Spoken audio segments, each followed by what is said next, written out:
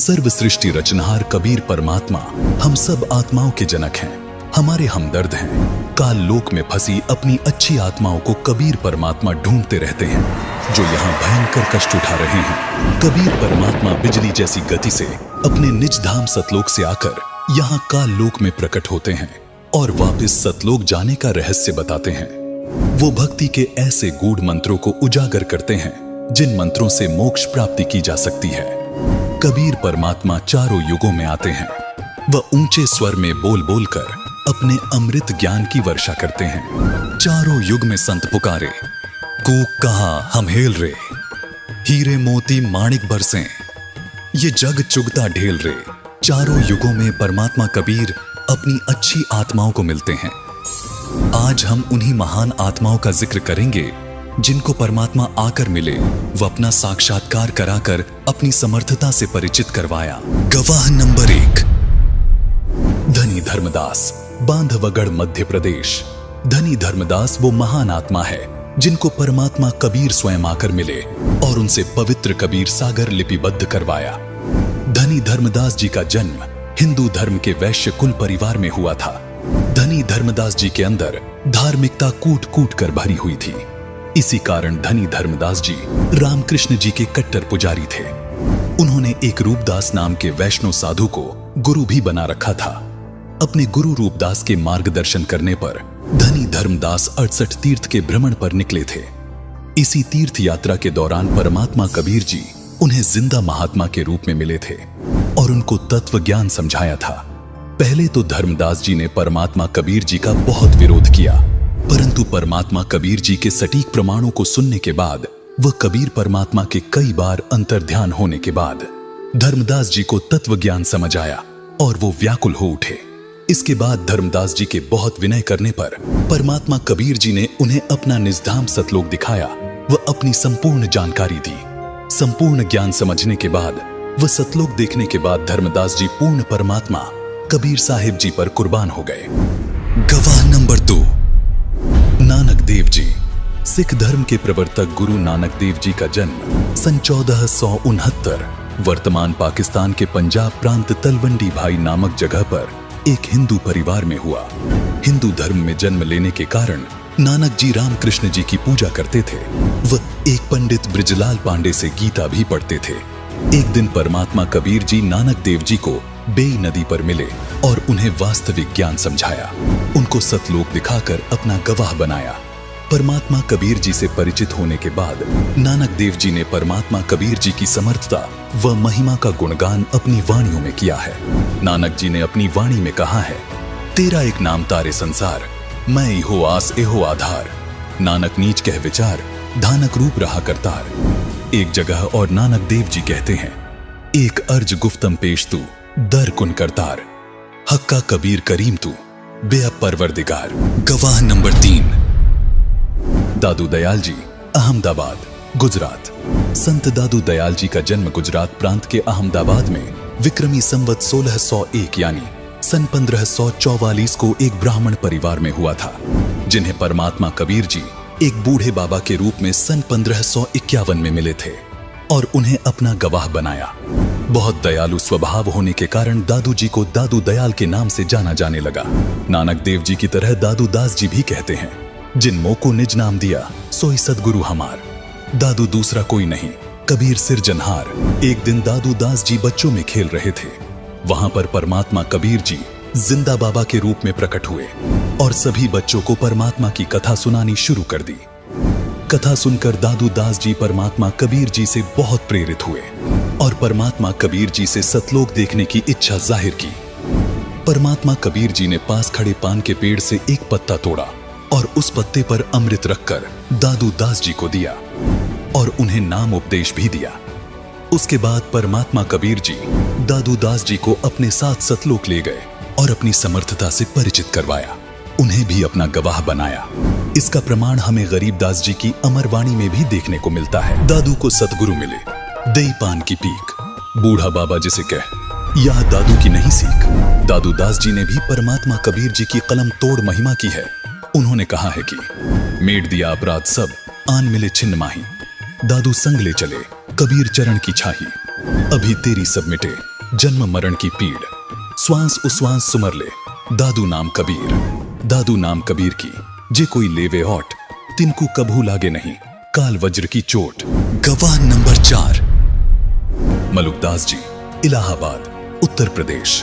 संत मलुकदास जी का जन्म कड़ा, जिला इलाहाबाद, उत्तर प्रदेश के कक्कड़ खत्री अरोड़ा परिवार में हुआ था, जो किसानों का एक बहुत अमीर परिवार था। वो गांव के मुखिया चौधरी थे। 900 एकड़ जमीन थी। चौधरी मलुकदास जी को बचपन से ही ईश्वर पर अटूट विश्वास था। जब मलुकदास जी बड़े हुए तो वे खेती का काम करते थे। मलुकदास जी अपने क्षेत्र के एक प्रतिष्ठित व्यक्ति थे। गांव में उनकी अच्छी प्रसिद्धि थी।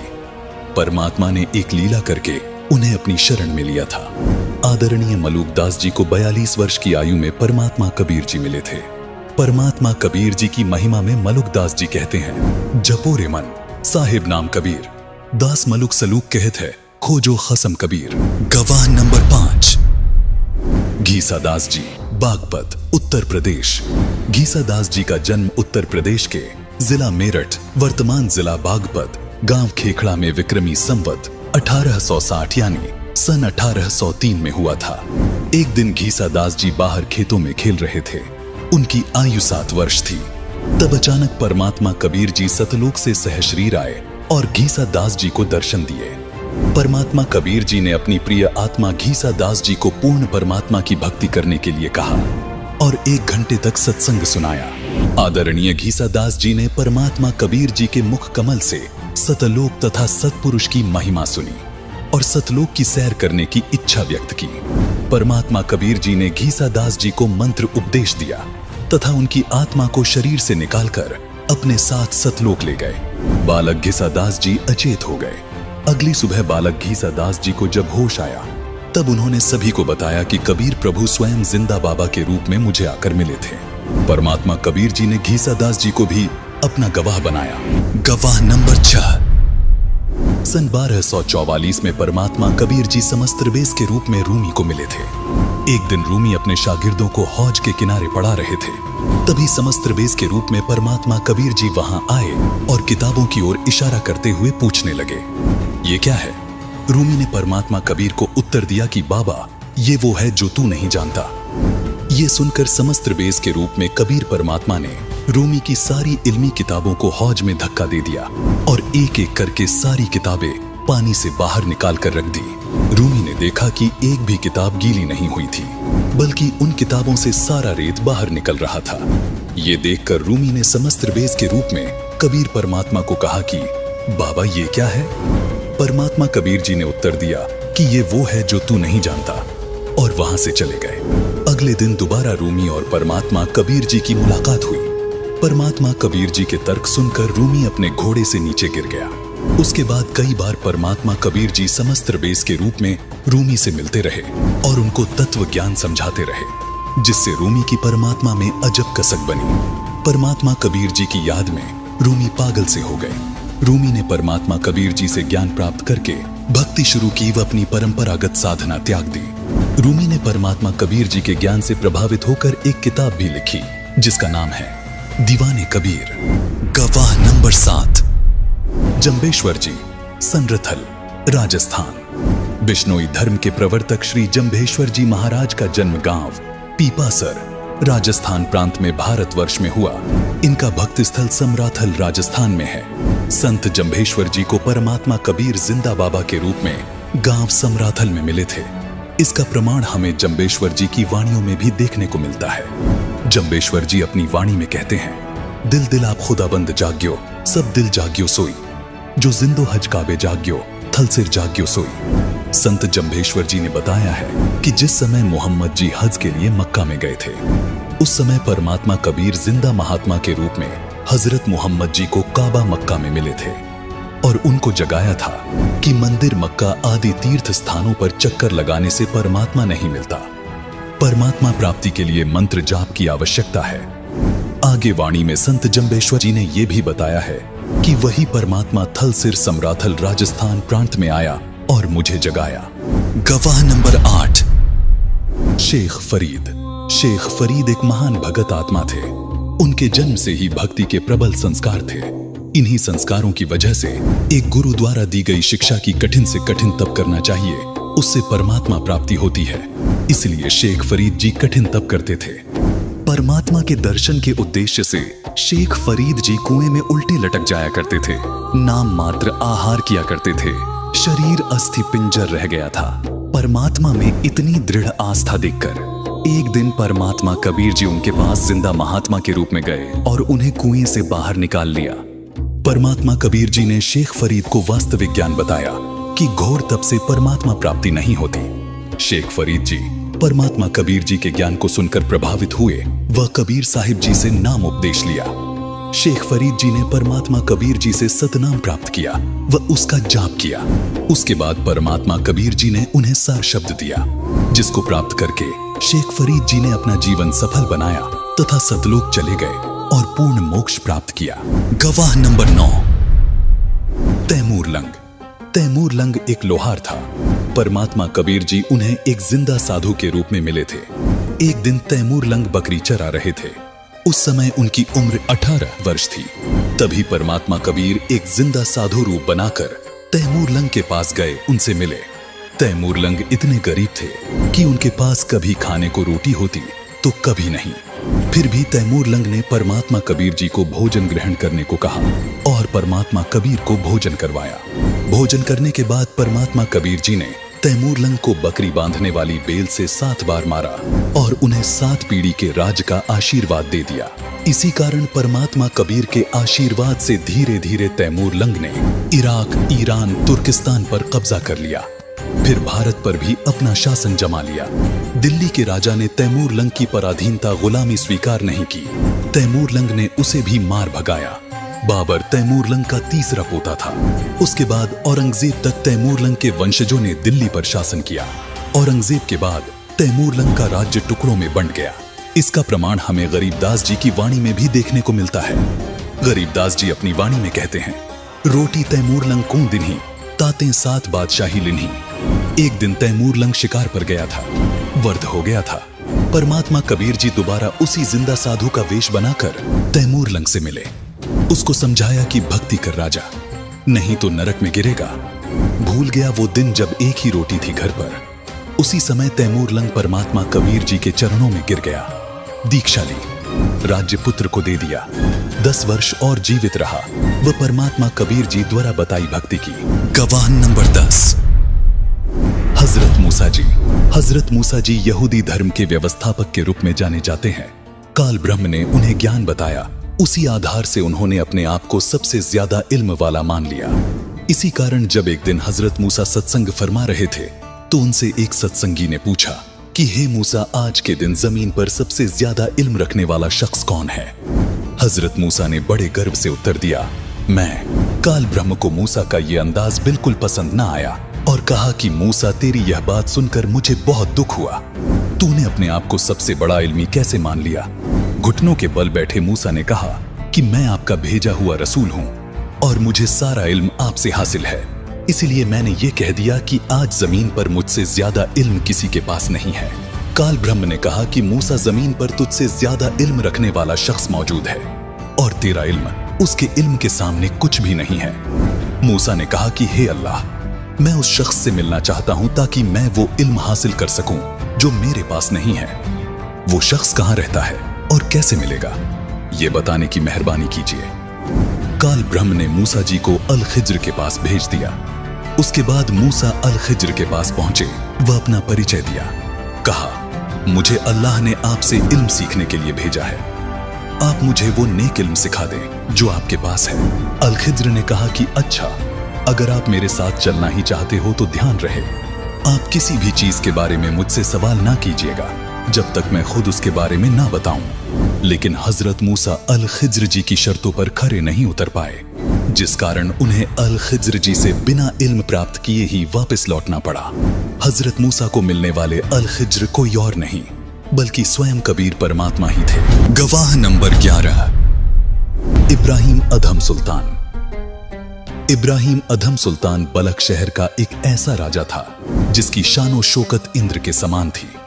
पूर्व के जन्म में इब्राहिम अधम सुल्तान वाली आत्मा सम्मन नाम का मनियार था। तब उसने परमात्मा कबीर जी की सेवा में अपने बच्चे की कुर्बानी दे दी थी। इसी नुक्ते के कारण परमात्मा कबीर जी उस प्यारी आत्मा के कल्याण के लिए उसके पीछे लगा हुआ था।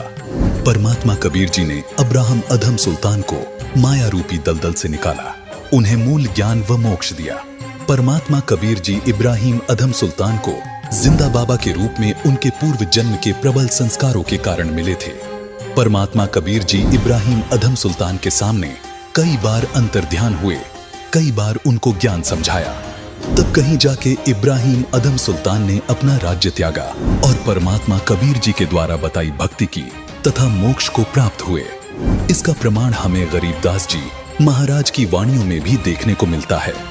संत गरीबदास जी ने अपनी वाणी में कहा है कि सुल्तानी के सर लगा, बल्ख बुखारा दिया त्याग, जिंदे के चोले मिले, दुनिया सत बैराग। अब आपको दिखाते हैं कि संत गरीबदास जी महाराज को कबीर परमात्मा कैसे मिले।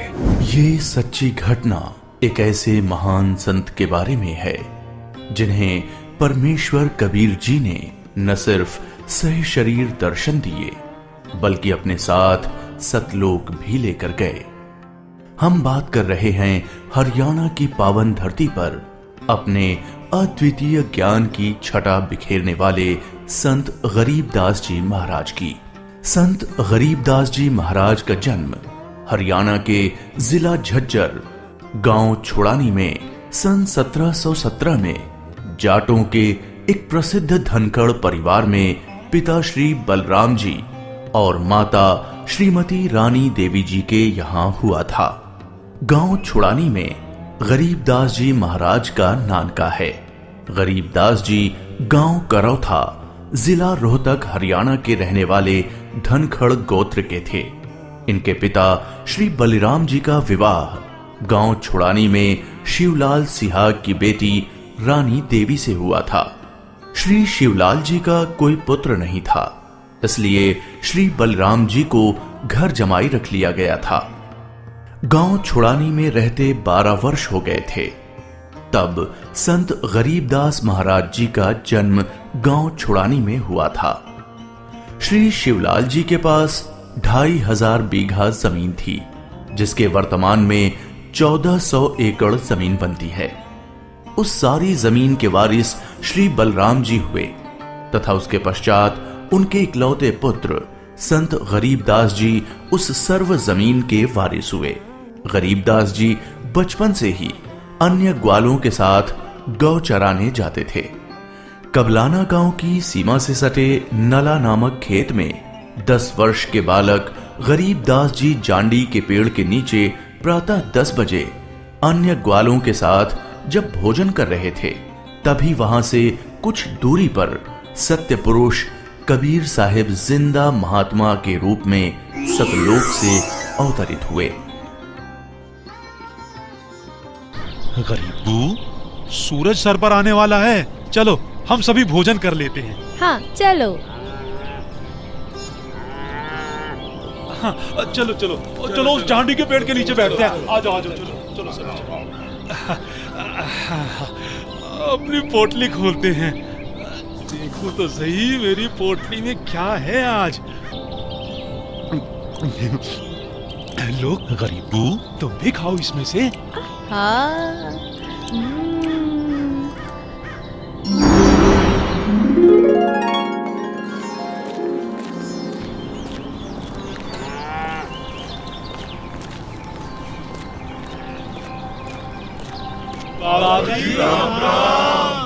राम राम।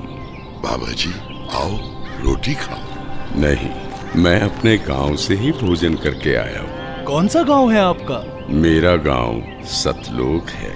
रोटी नहीं खाओगे तो दूध तो पीना ही पड़ेगा। हम साधु संतों को और अपने अतिथि को बिना कुछ खाए पिए जाने नहीं देते।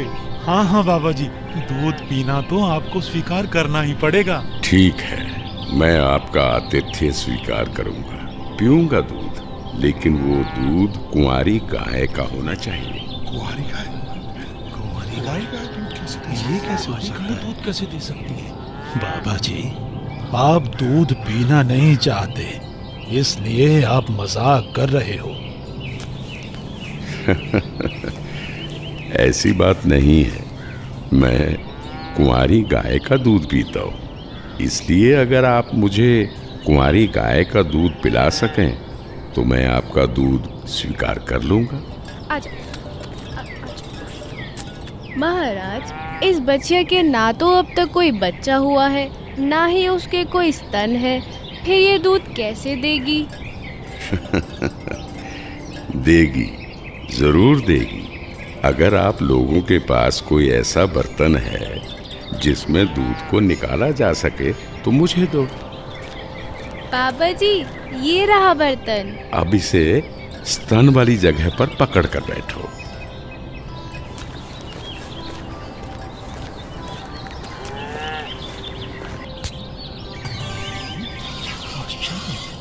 और आश्चर्य, ऐसा कैसे हो सकता है? कुंवारी गाय दूध पी रही है। ये लो महाराज जी, ये तो आप ही का चमत्कार है। कृपा करके आप दूध पी लो।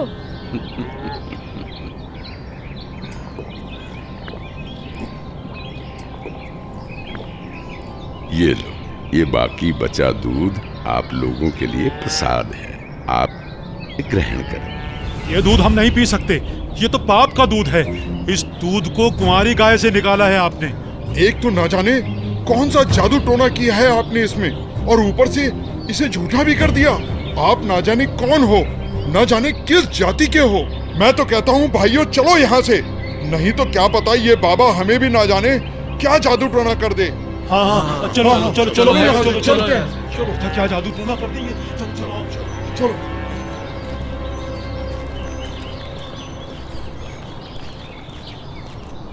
लाओ भगवान, ये प्रसाद मुझे दे दो, फिर ना जाने कब आपका बनाया हुआ प्रसाद नसीब हो। ये तो मेरा सौभाग्य है कि आपका जूठा दूध मुझे प्राप्त हो रहा है। ये तो अमृत के समान है। बेटा, ये दूध किसी जादू टोने से बनाया गया दूध नहीं है, और ये इस लोक का भी नहीं है। ये तो मेरे लोक अर्थात सतलोक से आया है। तुम इसे पी लो, तुम्हें बहुत लाभ होगा। ठीक है बाबा जी, दीजिए। बेटा, परमात्मा की भक्ति किया करो, उसका नाम लिया करो। ये मनुष्य का जीवन बार बार नहीं मिलता। जी भगवान, भक्ति तो मैं करता हूँ, राम राम करता हूँ, सीता राम और राधे श्याम का भी जाप करता हूँ, बजरंग बली की जय भी बोलता हूँ और शंकर भगवान की पूजा भी करता हूँ। बेटा, इन भगवानों की भक्ति से मोक्ष नहीं मिल सकता। तुम जन्म और मरण के बंधन से मुक्त नहीं हो सकते। परमात्मा गरीबदास जी को ये समझाते हैं कि स्वर्ग तो मनुष्य को केवल भ्रमित करता है, जिससे वो सतलोक की प्राप्ति न कर सके। स्वर्ग का वैभव दिखाकर मनुष्य को असली परमात्मा के पास जाने से रोका जाता है। भगवान, आप कहाँ से आए हैं? बेटा, जहां से मैं आया हूँ वो एक ऐसा स्थान है जहां आप इस मृत्यु लोक के बंधन में आने से पहले रहते थे। बाबा जी, क्या मैं इन सभी लोगों का अनुभव कर सकता हूँ? अच्छा ठीक है, तुम पेड़ के नीचे बैठ जाओ। जी भगवान। गरीबदास जी अपने हाथों को जोड़कर वहीं पेड़ के नीचे बैठ जाते हैं। जिंदा बाबा के रूप में आए कबीर परमेश्वर जी बालक गरीबदास को नाम दीक्षा देते हैं और गरीबदास जी के सर पर हाथ फेरते हैं। जैसे ही बाबा जी ने हाथ फेरा, गरीबदास जी की आत्मा बाहर निकली। गरीबदास जी की आत्मा ने बाबा जी को प्रणाम किया। प्रणाम भगवान। चलो गरीबदास। परमात्मा गरीबदास जी को गणेश का लोक, ब्रह्मा का लोक, शिवलोक, विष्णु लोक, ब्रह्मलोक, धर्मराय का लोक, सभी जगह ले जाते हैं। फिर परमात्मा गरीबदास जी को 12वें द्वार के पार असली सतलोक में ले जाते हैं। इधर गरीबदास का शरीर उस पेड़ के नीचे बिना आत्मा के है। वो उसी मुद्रा में बैठे हुए हैं जैसे उसे छोड़ कर गए थे। अरे गरीबू, उठ ले भाई, आजा, अपनी गायों को संभाल ले, तेरी बारी का समय हो गया है। अरे भगत जी, खड़ा हो ले। अरे अरे, इसे क्या हुआ? अरे गरीबू, क्या हुआ तुझे? उठ क्यों नहीं रहा? अरे सुनो, अरे सुनो, इधर आओ, सभी इधर आओ। देखो गरीबू को कुछ हो गया है। हे भगवान, ये क्या हो गया? हे भगवान, ये क्या हो गया? गरीबू, भागाओ भागाओ, गरीबू मर गया, मर गया। हे भगवान, ये क्या हो गया? वहीं दूसरी ओर गरीबदास जी महाराज की मृत्यु की खबर जैसे ही छुड़ानी गांव में पहुंचती है तो गरीबदास महाराज के माता पिता अपने इकलौते पुत्र को देखने के लिए खेतों की ओर दौड़ते हैं और अपने इकलौते पुत्र के शव को देखकर रानी मां व्याकुल हो उठती हैं। जब सारा गांव गरीबदास जी महाराज की आकस्मिक मृत्यु से व्याकुल था तो इस बात से बेखबर गरीबदास जी पूर्ण ब्रह्म कबीर साहिब जी के साथ सतलोक के विहंगम नजारे देख रहे थे।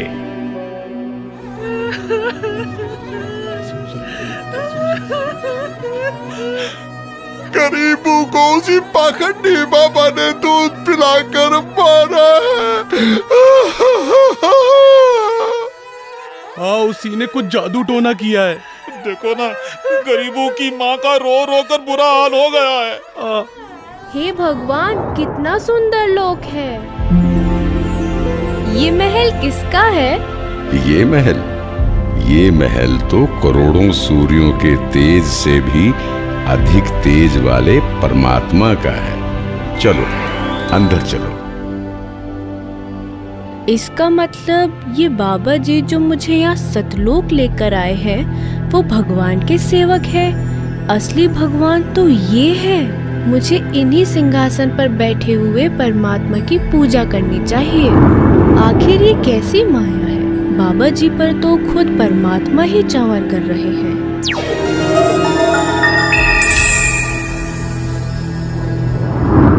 बेटा गरीबदास, जिस मृत्यु लोक में तुम रह रहे हो वो एक यातना देने की जगह है। वो तुम्हारे लिए एक कारागार है। वहां कोई भी जीव सुखी नहीं है। चाहो तो नीचे मृत्यु लोक की तरफ देख लो।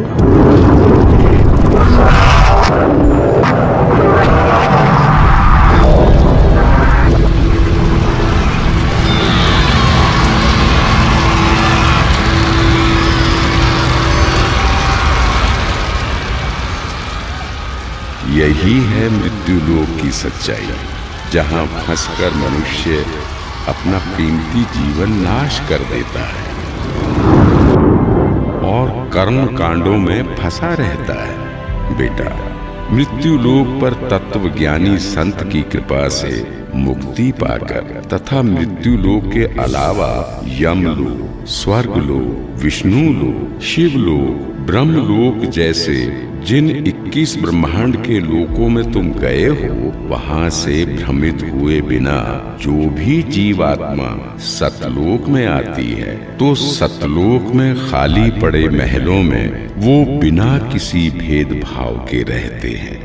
धरती पर वो चाहे राजा हो, रंक हो, नीची जाति में जन्म हो या उच्च जाति में, यहाँ सतलोक में सबके लिए एक समान व्यवहार है।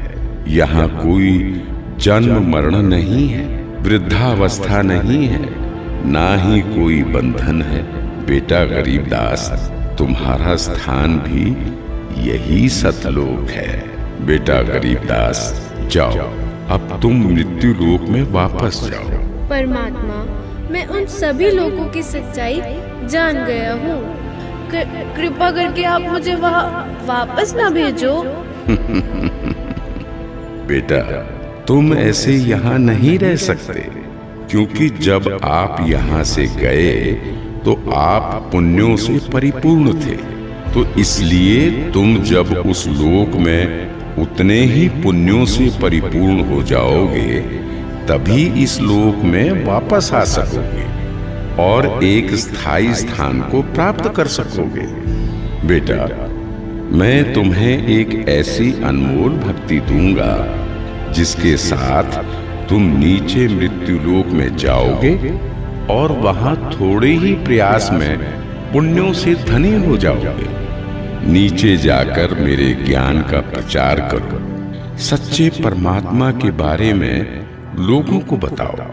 वहां रहने वाले तुम्हारे सभी भाई बहन यहीं से गए हैं और काल के जंजाल में फंसकर गलत रास्ते पर चल रहे हैं। जी भगवान। इधर दूसरी तरफ गरीबदास जी के परिजन उनके शरीर को लेकर अंतिम संस्कार की क्रिया करने लगे। प्रपट्टन वो परलोक है जहाँ अदली सतगुरु सार, भक्ति हेत से उतरे पाया हम दीदार। बेटा, तुम्हारी तो मृत्यु हो गई थी। नहीं पिताजी, मेरी मृत्यु नहीं हुई थी। जो बाबा जी हमारे पास आए थे वो तो साक्षात कबीर भगवान थे। वो मुझे अपने सतलोक ले गए थे। सतलोक? हाँ, सतलोक जो सभी लोकों से ऊपर है, वही हमारा असली घर है।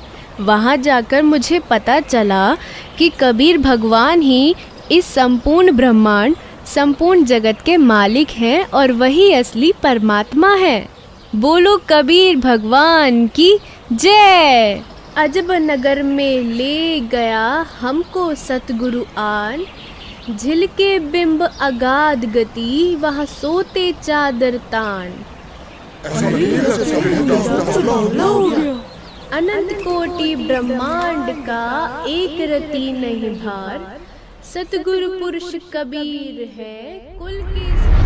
3 वर्ष पश्चात एक गोपाल दास नाम के संत के आग्रह करने पर गरीबदास जी महाराज ने परमात्मा कबीर जी से प्राप्त तत्व ज्ञान व अमृतवाणियां लिखवाई, जो आज सदग्रंथ साहिब के रूप में उपलब्ध है। तो अभी आपने देखा कैसे परमात्मा कबीर समय समय पर अलग अलग वेश धारण करके अपनी प्यारी आत्माओं को मिलते रहते हैं। परमात्मा कबीर जी की अपनी पुण्य आत्माओं को मिलने की ये सूची बहुत लंबी है।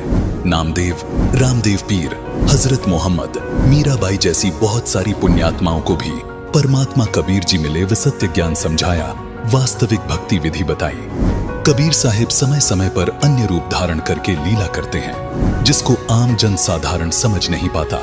उन्हें आम संत मानकर अनदेखा करने की भूल कर बैठता है।